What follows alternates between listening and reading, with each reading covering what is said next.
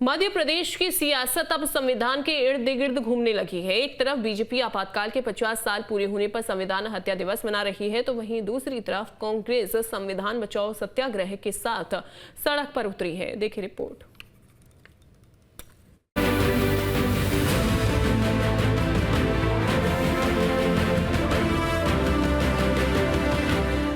संविधान की शपथ लेने वाले अब संविधान को लेकर एक दूसरे पर वार कर रहे हैं।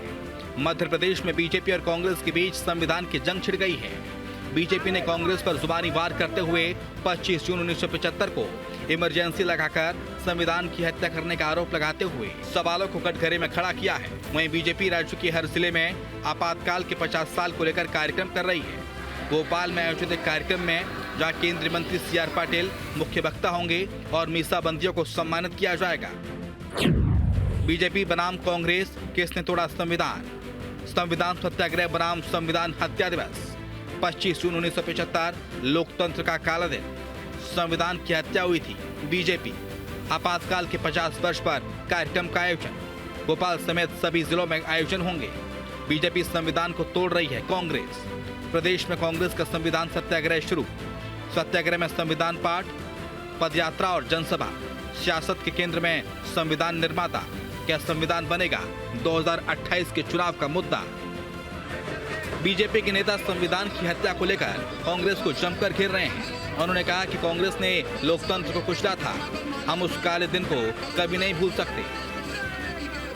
देश में सबसे ज्यादा अंबेडकर साहब का अपमान किसी ने किया तो वो नेहरू जी ने, नेहरू परिवार और कांग्रेस ने किया।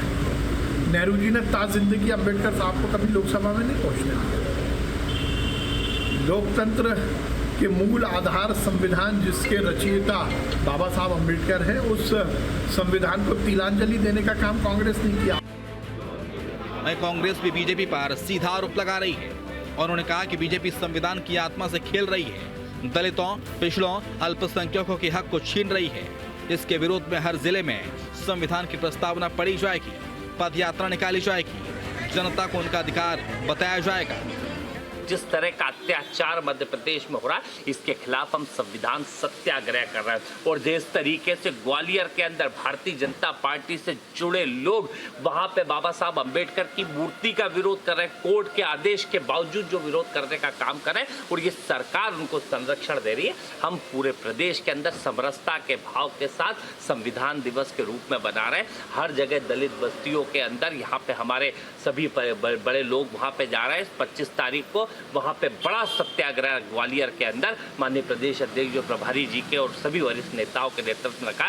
इस देश के संविधान के लिए कांग्रेस पार्टी हमेशा लड़ी है और हमेशा लड़ती रहेगी, और इस देश की एकता अखंडता के लिए ताकत से कांग्रेस पार्टी काम करती रहेगी। संविधान की लड़ाई अब सियासत को गरमाने लगी है, जिस पर अब सवाल बड़ा हो गया है। क्या संविधान अब सिर्फ किताबों में रह गया है या चुनावी मुद्दा बन गया है?